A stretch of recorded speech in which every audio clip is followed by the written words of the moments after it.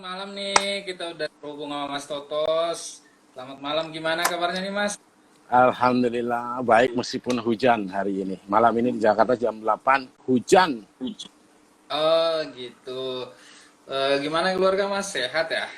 Keluarga sehat semua. Kita sudah hampir 3 bulan ya, menuju 3 bulan di rumah terus.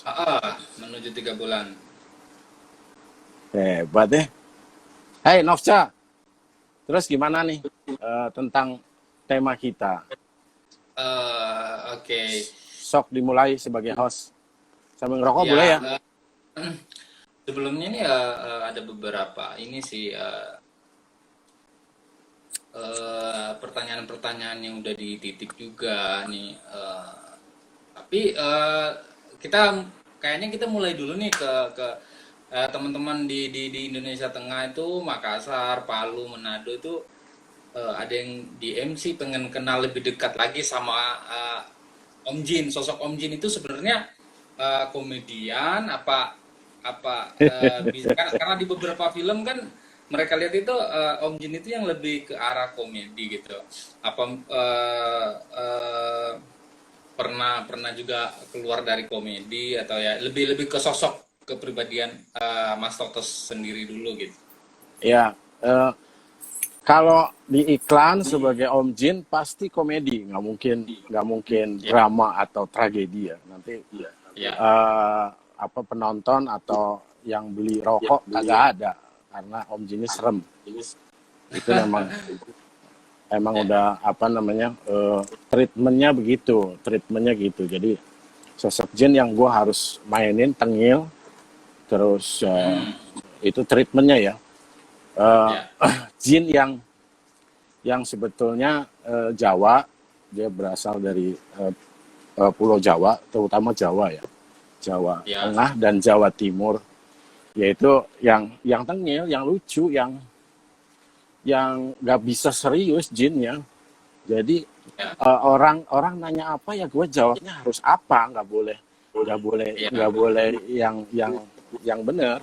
Kalau benar bukan Om Jin namanya, Om John kayaknya.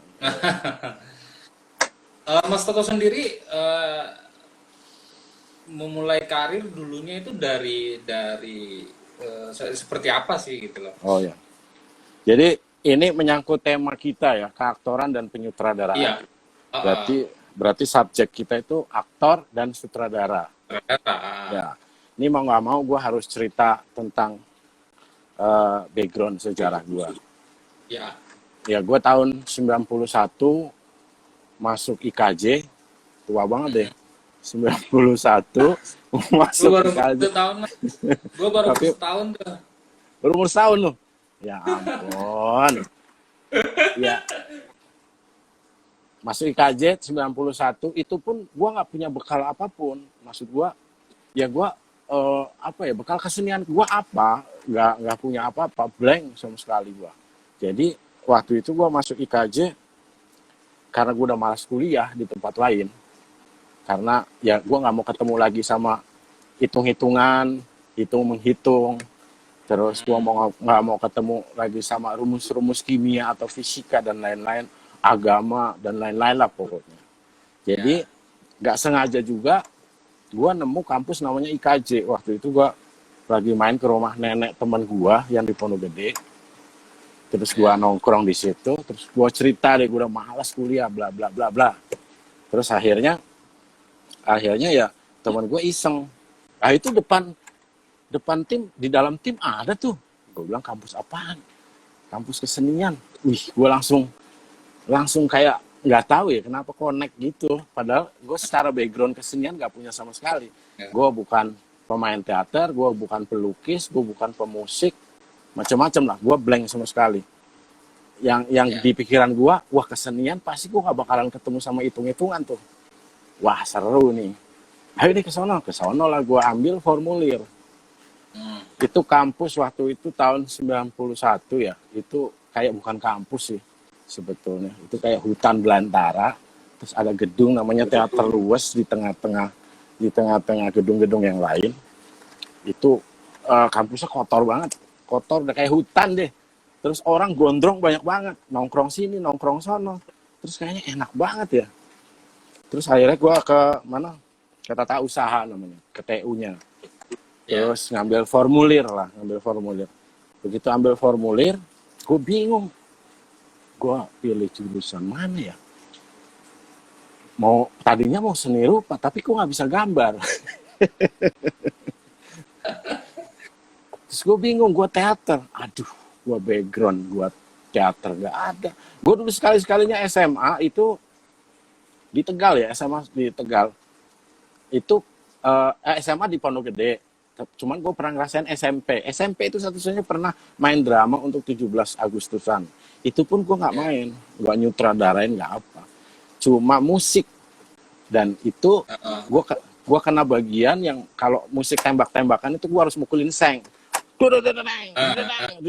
doang gua modal gua. Akhirnya dari modal pengalaman itu ya udahlah gua ini apa namanya daftar teater. Hmm. Daftar teater dikasih naskah monolog sama dialog. Monolog sama Hmm. dialog, modalnya gua hafal aja. Udah, gua tes. Tes begitu pengumuman gua nggak nyangka gua masuk. Nggak nyangka banget gue bisa masuk di IKJ. Nah, dari situlah apa ya namanya hidup gue sebetulnya hampir berubah 100 derajat ya dari gue SMA. Ya. SMA gue yang cakadulan segala macem, gak karu-karuan, gak pernah sekolah, kerjaannya bandel mulu gitu-gitu. Tapi berkat gue masuk di situ, gue justru akhirnya kayak nemu. Akhirnya gue ngambil jurusan pemeranan. Waktu itu D3, belum ada S1. Pemeranan itu keaktoran. Mulailah gue mengenal bagaimana gue belajar jadi aktor. Tapi makin berkembang ke sana kok makin tertariknya bukan keaktoran ya. Gue penyutradaraan. Tertariknya karena penyutradaran teater. Karena juga gue diajarin sama dosen-dosen gue, lu jangan mengandalkan ilmu dari IKJ. Jadi 40% lah lu andalin ilmu dari IKJ. Nah, 40%-nya lagi lu belajar di luar. Ya? Belajar dari luar. Gue banyak nonton pertunjukan teater. Terus habis itu 20%-nya sisanya adalah pergaulan lu. Jaringan lu. Gitu di situ. Akhirnya ya gue dari nonton gue mengenal teman-teman gue sesama sutradara, gue nonton teman-teman gue yang nyutradarain di luar. Yeah. Terus gue menemukan gitu loh. Menemukan apa ya? Kok ada ya bentuk-bentuk teater di luar teater yang kau pelajari di IKJ. Menarik gitu loh. Ada teater yang mengkhususkan subjeknya tentang ketubuhan. Jadi dia eksperimental tubuh lah. Terus ada teater yang bentuk estetikanya aneh-aneh, menarik buat gue. Akhirnya dari gue belajar keaktoran di IKJ itu kan belajar realis ya, belajar sandiwara realis, belajar sandiwara ya realis itu apa ya? Ya dari keaktoran yang gue pelajarin, akhirnya gue gue membuat grup teater. Gue membuat grup teater namanya Stok Teater. Nah dari dasar empirik gue yang nonton beberapa pertunjukan di luar kelaziman gue belajar di IKJ, akhirnya gue menemukan satu bentuk di grup gue, Stok Teater, bentuk artistik, bentuk estetika, gimana gue menyampaikan gagasan, ide gue ke penonton ya. Jadi gue combine lah, dan pada akhirnya karena gue tertarik sama penyutradaraan film begitu mempengaruhi gue sebagai sutradara teater. Jadi ya enaknya sutradara itu di samping aktor memang bertanggung jawab penuh ya dengan keaktorannya. Kalau sutradara kan lebih luas dari itu. Dia bertanggung jawab secara keseluruhan, visualnya, ya kan, konsep sutradaranya dia mesti kuasain. Kalau aktor kan sebatas keaktorannya. Itulah yang dilihat orang ya. Orang aktor melihat apa tubuhnya, melihat suaranya, melihat emosinya dan sebagainya. Kalau sutradara itu kan yang dilihat ide gagasannya, ya kan, gagasannya. Dan buat gua lebih menarik gitu loh. Akhirnya dari proses gua suka juga sama film, akhirnya gua menggabungkan teater gua sama film. Oke. Nah, jadi buat gua teater ada kelemahan. Dia ada kelebihan, ada kelemahannya. Kalau kelemahannya itu kan teater itu dia panggung jadinya wide.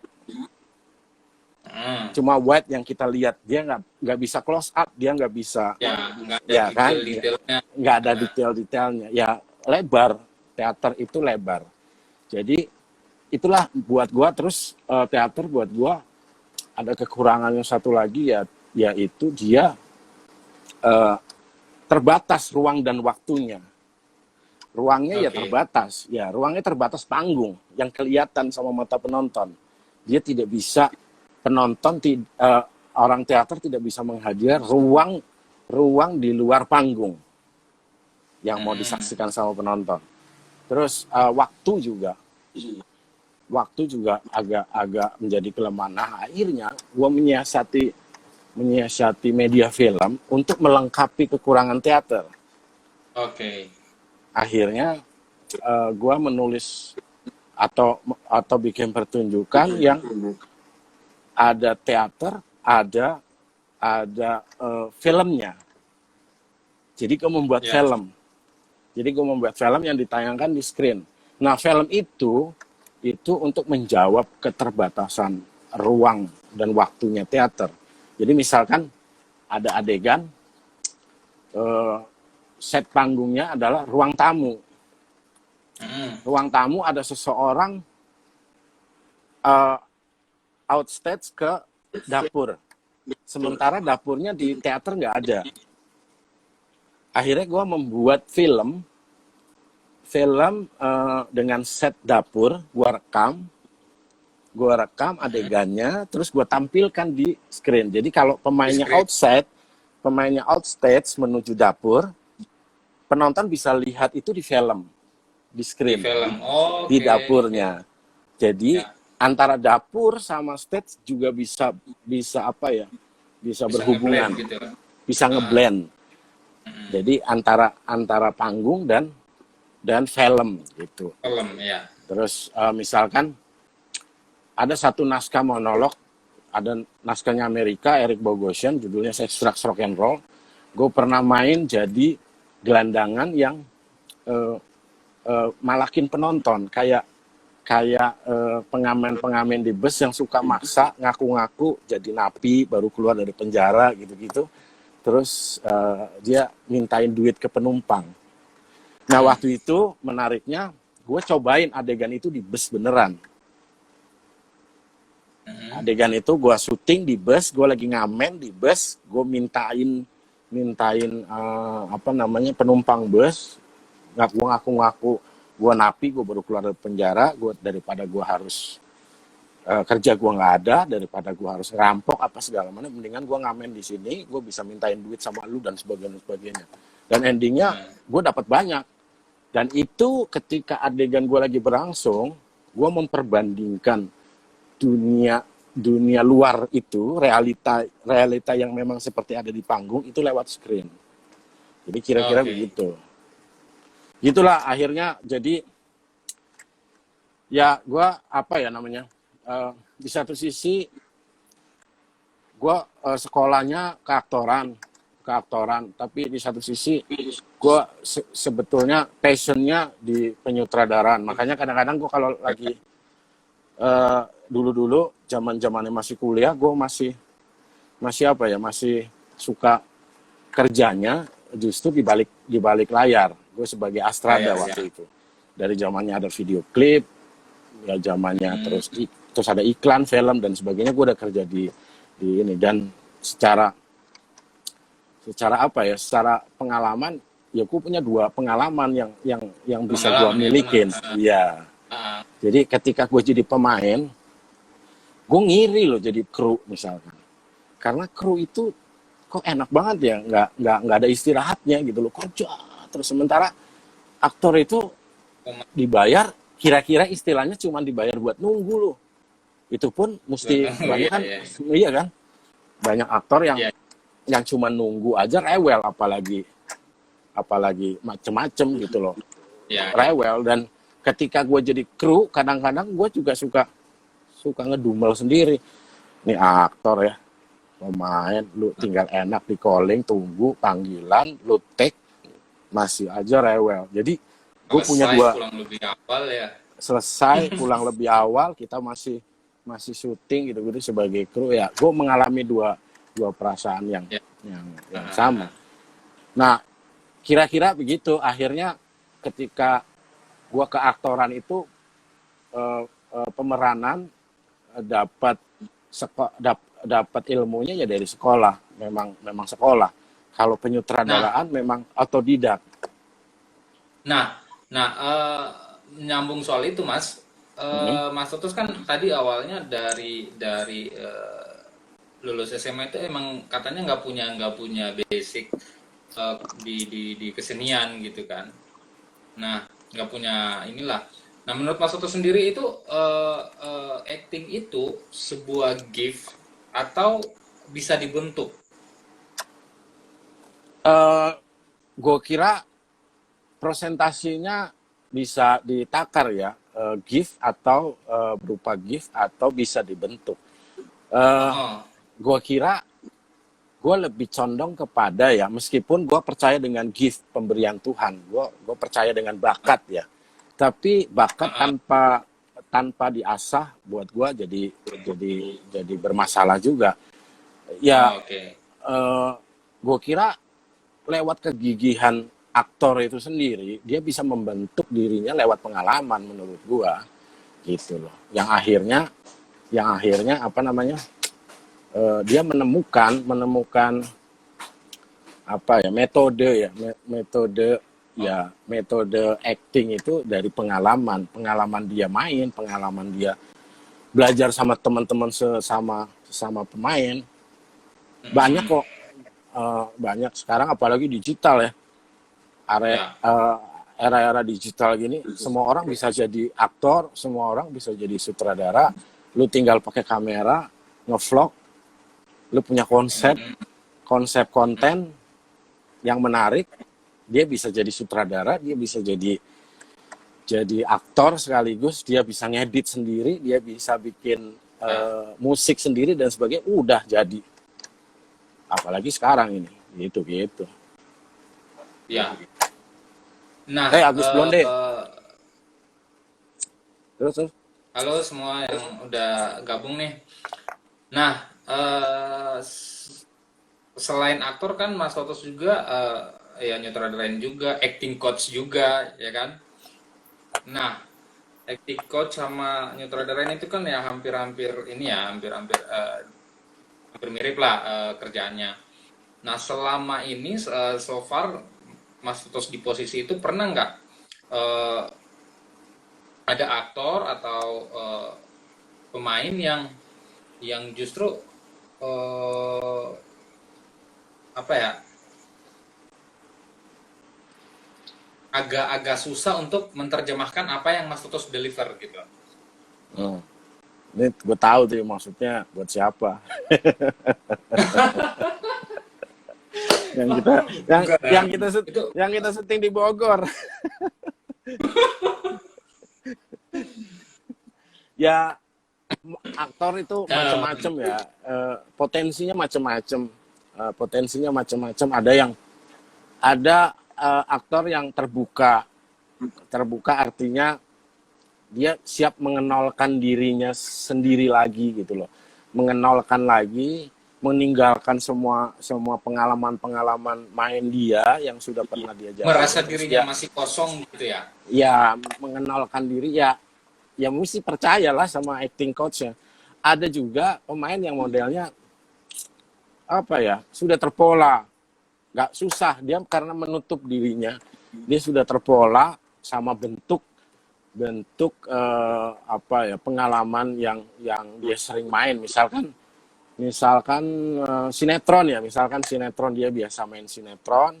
Sinetron itu kan gampang-gampang susah. Kalau kalau aktornya pinter ya dia nggak terjebak pada pola. Tapi kalau aktornya nggak pinter kan terjebak sama pola-pola yang mainnya, apalagi stripping ya misalkan. Ya, Stripping kan dituntut cepat, dituntut ya. udah nggak usah proses yang lama-lama, lu langsung jadi, lu langsung jadi, lu langsung jadi. Nah akhirnya dari semua pengalaman yang dia kerjakan harus jadi akhirnya membuat pola, dia membuat pola secara tidak sadar. Nah ketika bertemu misalkan sama gua, nah pola itu susah dibongkar, pola Oh, itu oke. susah pola itu susah dibongkar dan butuh waktu lama. Sementara film juga sebetulnya karena polanya sama industri, dia menuntut percepatan juga. Nah, kita kita mesti punya treatment. Kita mesti treatment bagaimana pola itu bisa hancur. Meskipun nggak 100% bisa hancur, gue yakin. Gitu. Hmm. Dan posisi apa ya? Ya acting coach itu buat gue bukan bukan posisi tukang sulap gitu loh. Oh iya ya. Ya kan 2 minggu harus jadi nih. Nah, Harus jadi ya, nggak ya benar. ya nggak matematis, semua kan tergantung materi aktornya, semua tergantung potensi aktornya masing-masing gitu kira-kira. Dan tugas Oke. ya Film atau sinetron, Mas? Lebih. untuk ini masih film lah, untuk apa Oke. ya, idealisme masih masih film, meskipun ya siap-siap aja ada juga industri film yang memperlakukan dirinya kayak stripping gitu loh. Ya udah, Ya, 2 minggu mereka persiapan, langsung syuting syuting. gitu. Nah kadang-kadang kan kita kita kita nggak bisa bisa merubah pola itu, jadi aneh gitu loh. Tos, gue butuh waktu seminggu misalkan, Ya, seminggu untuk bisa merubah pemain ini. Lah, iya caranya. Kalau ya. gue sediain ini sendiri enak, disediain waktu apa, gue bisa. Udah seminggu, aktor sekarang ya sibuk semuanya. Ya, tapi gini loh. Apa iya semua semua pemain-pemain sinetron itu agak susah ke film, atau justru ada beberapa pemain yang bisa dua-duanya gitu loh. Ada Di luar banyak. ini kita ngomongin di luar pemain yang memulai karir dari film ya. Kita ngomongin pemain yang memulai karir dari sinetron dulu nih.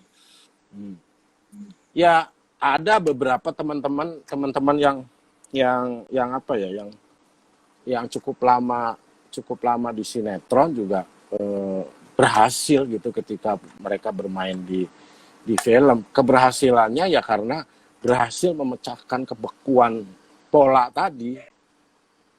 Banyak kok, kayak misalnya Mbak Im Wong cukup bagus meskipun lama di Di sinetron ya. sinetron. Nah, terus Ciko ya, Ciko bagus gitu loh. Cuman memang banyak juga, nggak ini banyak, karena ya itu ya, udah image menurut gua. Kalau pola sinetron dan pola film berbeda gitu loh, berbeda. Di satu sisi sinetron mesti cerdas. Kalau di Ya, sinetron mesti cerdas aktornya, bahwa lu dituntut bermain cepat, cepat mengerti, cepat memahami, cepat mengimplementasi dalam bentuk acting. Tapi gimana caranya supaya lu nggak terjebak pada kebakuan gitu. Itu justru sulit loh menurut gua. Gua aja belum tentu sanggup gitu loh.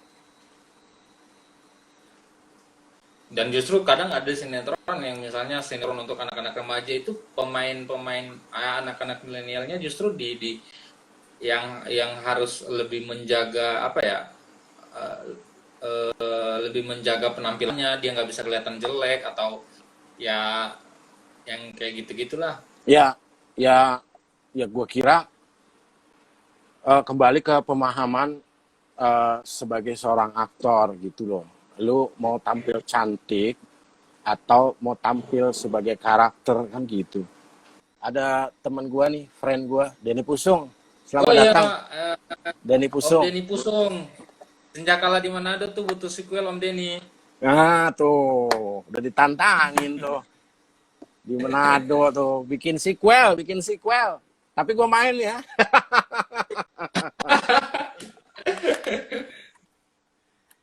Umar, Gua selamat gua datang di Umar. calling ya. Om Denny gua di calling ya.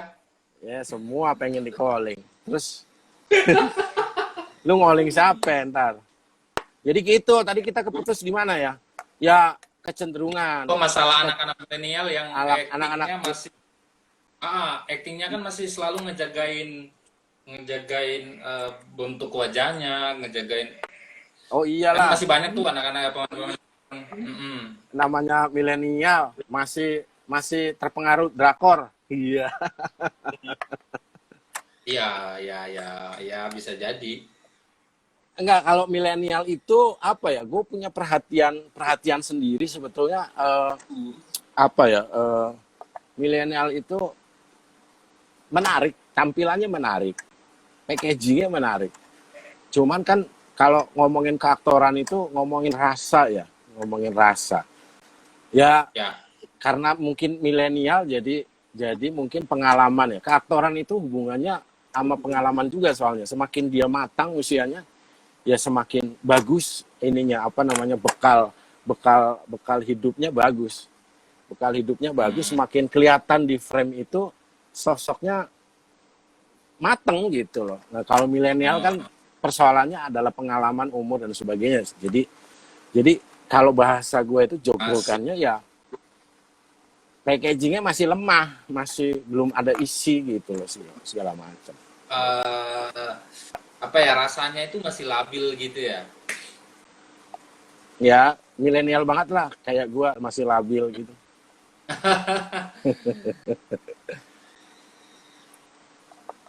Yang pasti ada Mas Toto ngerasain sendiri kan ketika coachingin pemain sinetron sama pemain film itu justru perbedaannya ada sampai seberapa takaran tuh perbedaannya.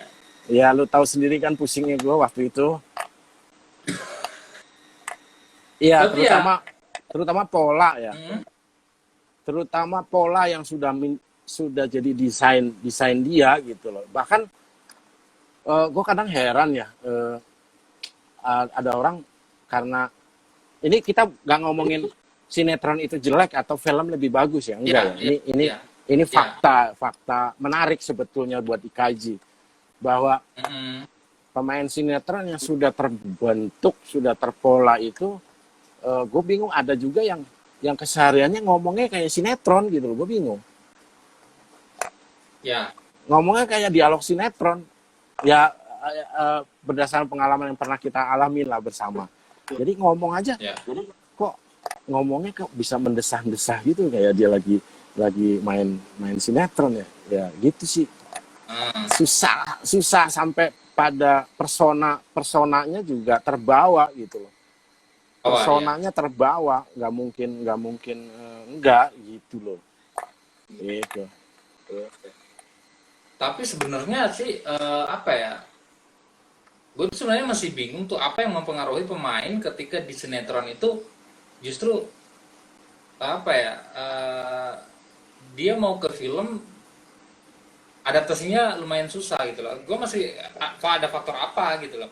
Kalau Ya soal soal soal mereka dituntut cepat ya di film juga kan seperti itu. ya Walaupun tapi ya film tap- nggak seperti sinetron. ya tapi film punya sedikit apa ya arifnya itu karena punya waktu untuk latihan, ya kan? Kalau Oke. ya kalau sinetron kan karena industrinya begitu hebat gitu, mereka nggak punya kesempatan untuk berlatih. Ya berlatihnya pada saat di lapangan, terus dia terima naskah pada saat itu, langsung dihafalin, langsung ini, ya aneh lah. Makanya ya gua mengusahakan ketika bermain FTV atau sinetron, ya kata kuncinya cuma latihan kok aktor. Dibanyakin latihan. Ya. Yang cuman tadinya di pas take doang, ya harus latihan banyak di luarnya untuk menuju set. Kata kuncinya nggak ada lagi selain latihan aktor. Karena memang aktor itu kan bukan cuman dia paham, tapi bagaimana dia melaksanakan, kan itu. Pertanyaan dari DM. Penonton bayaran bukan titipannya tuh. Mas Tatos lebih enakan mana nih? Lebih rasa apa nih? Ya lebih enakan mana, aktor atau sutradara? Ya, dulu waktu menyutradarain teater, gue tuh nggak pede main justru. Nggak pede, Oke. di panggung tuh nggak pede. Gue nggak menikmati banget, karena deg-degannya, memang semuanya deg-degan ya. Ketika gong ketiga itu dibuka gitu loh, masing-masing pasti deg-degannya berbeda. Aktor deg-degannya beda, sutradara deg-degannya beda. Ya. Nah, gua sebagai sutradara menikmati deg-degannya gua karena deg-degannya secara konseptual gitu loh. Ya, ya, ya, ya. Gua dilihat sebagai konseptor gitu loh, sebagai apa namanya, yang bertanggung jawab secara visual, ide dan gagasan dilihat gua loh. Kalau panggung bagaimana main, ya panggung udah milik jadi aktor, udah gue udah mampus gitu Ya. di atas panggung. Ya. Gue hidup cuma di ide dan gagasan tok. Kalau pemain mau salah mau apa, urusannya sendiri-sendiri, itu udah tanggung jawabnya masing-masing gitu loh. Masing-masing. Gitu.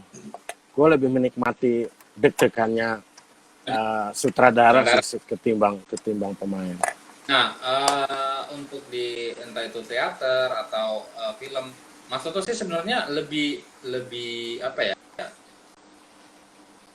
Lebih suka dapat main yang banyak fansnya atau yang memang kualitasnya bagus? Sebagai seorang Iya ya. sutradara nih. Sebagai seorang sutradara ya main yang bagus. Kalau gue sebagai produser, yang followersnya banyak dong. Itu bisa sebagai jaminan penontonnya banyak gitu. Tapi teori Sekarang itu enggak lah. iya, Sekarang itu makanya teori teori itu bisa terbantahkan gitu loh. Buktinya pemain-pemain yang bagus followersnya, jam terbangnya bagus, belum tentu juga bisa menjanjikan penonton yang banyak. Ya misteri sih buat gua, secara promo film kayak gitu tuh agak misterius. Tapi buat gua teater maupun film, garda depan itu cerita sebetulnya menurut gua.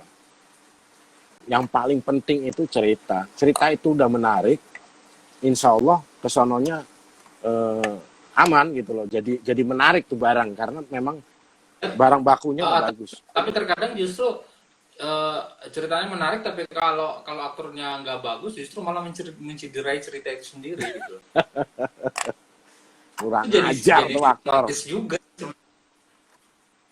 Ya semua akhirnya secara general konseptual itu kembali kepada sutradara, penyutradaraan, bagaimana dia mengkonsep secara ide dan gagasan cerita yang sudah bagus itu gitu loh. Gitu. Kasarnya ceritanya udah bagus, lu udah nggak usah ngapa-ngapain deh, udah tinggal ngikutin skenario aja udah bagus gitu loh. Gitu. Apalagi lu punya ide yang mendukung cerita itu menjadi makin lebih bagus. Ide sama gagasan, ya jualannya sutradara kan gua rasa di situ. Selanjutnya adalah packaging. Gitu. Nah, Kalau dari apa ya, sudut pandang sebagai aktor nih Mas Totos, dari beberapa film yang Mas Totos pernah mainin, itu pernah nggak sampai kesel banget sama lawan main yang nggak bisa apa ya, nggak bisa mancing, nggak bisa kasih reaksi yang baik buat nimbangin Mas Totos, pernah nggak sampai kesel? Ya, ya pernah juga sih. Cuman kan kadang-kadang apa ya? Sebetulnya kuncinya itu jangan kita mempertanyakan eh, eh, lawan aktor kita gitu bagaimana gitu loh. Ya kita aja ngasih yang baik buat mancing dia gitu loh supaya dia terangsang terangsang untuk juga naik gitu loh. Jadi gue juga ikut bertanggung jawab pada hubungan karakter. Bukan gue mikirin karakter gue sendiri, tapi bagaimana gue memainkan karakter itu dengan baik terus benar. Jadinya pemain yang lain juga kepancing gitu loh, kepancing ikut main bener gitu loh. Minimal main bener, gak usah bagus aja. Minimal main bener aja. Udah, kalau udah gitu muncul keberanian. Biasanya yang yang tidak memiliki keberanian adalah aktor-aktor yang tidak memahami gitu tentang tubuhnya sendiri, tentang suaranya sendiri, rasanya sendiri, apalagi analisa cerita, analisa karakter, hubungan karakter dan sebagainya, itu kan tugas-tugas keaktoran. Nah kalau itu udah dikuasain, ya so must go on, shooting on progress. Tingkat percaya diri juga ngaruh nggak sih Mas? Iya, Ya. ya kata kuncinya ketika aktor memahami seluruh elemen-elemennya, itu rasa kepercayaan diri itu pasti muncul, nggak mungkin enggak gitu loh. Ya, kayak kita, Oke. ya iya kayak kita naik motor atau naik sepeda, kita udah tahu kita udah tahu elemen sepeda, elemen motor, mana yang harus digas, mana rem, mana kopling, mana apa namanya segala macam. Kalau gua belok ke kiri Hmm. derajatnya sekian, beloknya gimana? Harus paham. Kalau enggak, ya nubruk, nubruk. Dan eh, aktor karena elemen elemen penting seorang sutradara, ya dia harus punya satu kesatuan persepsi, satu kesatuan apa ya pandangan sama sutradara, nggak boleh berbenturan. Makanya apa aktor itu dan sutradara hubungannya adalah bargaining. Bargainingnya mesti kuat. Aktor dan sutradara harus punya persepsi yang sama tentang pemahaman dan sebagainya. Kemudian Hmm. paling paling di lapangan tinggal apa ya, nemu konflik kecil-kecil lah, konflik kecil-kecil, tapi secara Ya. global nggak pengaruh, nggak bisa jalan gitu. Selama Mas Totos jadi sendiri sih, pernah nggak nemuin konflik berantem pendapat justru saat udah di set gitu loh sama sutradara? Ya banyak karena ada beberapa yang kadang-kadang karena harusnya itu kan selesai di preps ya pemahaman itu Ya di apa set. namanya ya di preps udah selesai semua, jadi kejadian konflik di lapangan itu ini apa namanya nggak terlalu besar kejadiannya. Itu biasanya karena persiapannya nggak ada, udah tinggal ketemu di lapangan, kita nggak tahu, blank tentang karakter yang dimaui, tentang tafsir dialognya, ya akhirnya Hmm. aktor ngarang sendiri, ternyata nggak klop sama sutradara misalkan. Terus sutradara punya penafsiran sendiri, sementara aktor pengennya penafsirannya begini. Nah itu kan harus ketemu. Ketemunya ya di preps. Bagi seorang acting coach, waktu ideal buat buat coachingin pemain itu berapa lama? Mau Ya, dia kalau senior kah ngomongin atau mau dia pemain baru? Waktu itu. sebetulnya kalau ngomongin ideal ya nggak ada idealnya gitu loh. Semakin panjang semakin bagus. Iya gue kira itu makanya makanya kalau ngomongin Heeh. ideal ya semakin panjang semakin bagus. Dulu gue sempat dulu zaman pertama kali ya, gue pernah coachingin film Tusuk Jalangkung, itu masih 2 bulan coachingnya. Itu buat gue rezeki banget Oke. gitu loh, rezeki karena Heeh.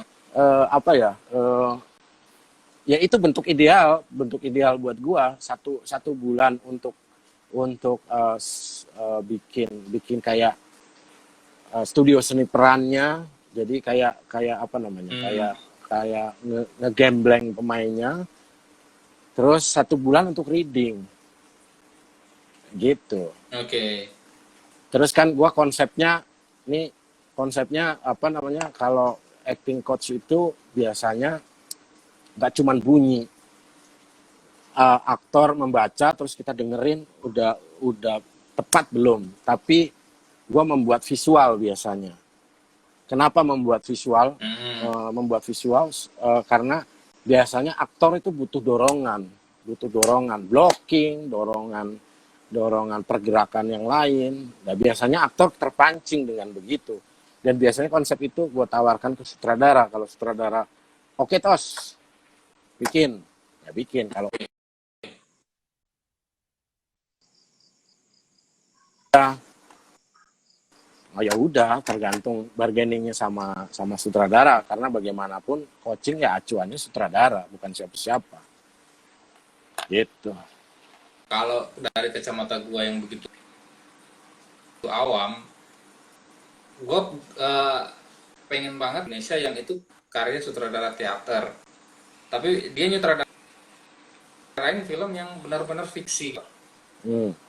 Maksud gua Terus, pengen ngelihat di mana sebuah naskah yang fiksi terus kita ngedapatin rasa yang enak. Tapi bukan dari sutradara yang emang pure sutradara film, sutradara drama. Tapi gue pengen ngelihat punya pola rasa yang khas nggak sih gitu di di layar. Masih pengen ngelihat itu, makanya gue pengen nih kalau ada sutradara teater yang bisa ngedirect sebuah yang fiksi, nggak film biopic. ya sutradara film dengan latar belakang dia sebagai sutradara panggung, ya banyak kita temuin ya. Banyak kita temuin di Arifin Senur, terus Ya. Teguh Karya, yang lokal ya, yang lokal. Banyak lah. Ya dan memang keaktoran yang jadi apa ya, yang jadi Ujung poin tombak gitu. poin ya, Oh, ujung tombaknya kelihatan banget gitu. Oh, udah ah, sejam ya? Di sana jam 10 ya? iya, Wah, cepet iya. banget. Nih Mas, gue minta ini sedikit apa ya kesimpulan soal tema kita nih aktor dan penyutradaraan. Oke. Tentang keaktoran sama penyutradaraan, gue membagi sebuah pengalaman karena memang mau nggak mau Ya, ini menyangkut masalah latar belakang gue. Kenapa tadi udah cerita banyak ya, kenapa gue masuk jurusan teater IKJ, tapi kemudian minatnya malah di penyutradaraan teater gitu-gitu. Terus bagaimana ternyata eh, kalau ngomongin deg-degan itu, deg-degan aktor itu sama deg-degan sutradara, gue lebih menikmati deg-degannya sutradara karena dia secara konseptual dia bertanggung jawab secara apa ya, ide, gagasan, terus visualnya itu. Dan media film itu akhirnya mempengaruhi gua, bagaimana gua membentuk pola teater gua sedikit apa ya, sedikit filmis, karena film ternyata ya, menguntungkan buat gua sebagai sutradara teater, karena film bisa menutupi atau mengcover kekurangan-kekurangan teater secara ruang dan waktu, dan film bisa mengatasi itu gitu. Makanya gue biasanya membuat dua ya. media sekaligus, kira-kira gitu. Terus ya soal keaktoran eh, sering berjalan dengan apa namanya, pengalaman. terus kemudian latar belakang pendidikan gue di IKJ juga pemeranan, akhirnya ya gue menemukan pola yang makin lama menurut gue makin asik nih. Main di ini apa namanya, media kamera gitu-gitu. Dan film memberikan Ya. peluang untuk bisa bikin asik karena film masih sehat ya menurut gua, apa namanya, masih sehat, masih masuk akal untuk sebuah proses industri meskipun masih banyak kelemahan-kelemahannya gitu. Itu kesimpulan kita hari ini ya, Mas. Oke, satu pertanyaan terakhir nih, pertanyaan penutup. Sekarang kita lagi dilanda pandemi nih kan. Ketika pandemi ini berakhir, Hmm. hal apa yang pengen Mas Tutus lakuin? Mau Eh, kemana atau mau ngapain? mau ke tim. Iyalah. Udah lama Eh, ya? gua lama banget. Eh, hal yang pertama pengen, apa ya, gua kerjakan adalah, apa ya, ini kan ya meskipun pandemi ini mengajarkan kita di rumah untuk tetap bisa berkarya secara secara ya hubungannya dengan keaktoran sama penyutradaraan. Ya. Gua kadang-kadang punya konsep apa, terus ya gua main sendiri, nyutradarain sendiri, eh, Heeh. apa ngerekam sendiri dan sebagainya. Latihan-latihan itu sih berguna di pandemi ini. Mudah-mudahan Ya. pandemi ini cepat berakhir. Terus gua sudah mempersiapkan satu skenario film. Mudah-mudahan ada yang tertarik. Ayo, mari kita bikin film yang sehat, Yuk. film Ya. yang asik lah, gitu-gitu. Secara gagasan dan ide. Selama tiga bulan ini kita di rumah, banyak ide kependem ya, banyak ide, banyak gagasan, banyak cerita, banyak Ya. angan-angan, Ya. banyak mimpi yang bisa muncrat ketika selesai pandemi ini. Halo Kukuh, aduh Kukuh telat, aduh kita udah mulai dari jam 5 subuh baru nongol dia. Ada nih teman gua Kukuh, Kukuh Prasetyo, Ya. apa namanya, dia main di PPT para pencari Tuhan jadi Oh, iya. Mbah Dukun. Jadi Mbah Dukun. Atum. Telat lo, Kuko. Push up lo. Wah. Ya udah, salam buat Ya. teman-teman. Kita udah mau akhir ini. Oke. Ya, kita udah akhir ya. Terima kasih buat Mas Totos atas waktunya, atas cerita-cerita yang udah dibagi, pengetahuan dan pengalaman yang udah dibagi sama teman-teman semua yang nonton hari ini atau yang nanti akan nonton di postingan ini, di postingan video ini. Gua ngewakilin semuanya buat ngucapin ke Mas Totos terima kasih banget ya Mas Totos sudah Ya, ngebagi pengalaman. Salam buat keluarga Mas, sehat selalu Mas, jaga salam kesehatan ya. salam juga buat keluarga di rumah, buat keluarga di Manado, di Palu, oke, Indonesia Timur. Sehat selalu semuanya. Oke, Ya. Kuko. Thank you ya. Oke. Thank you Mas.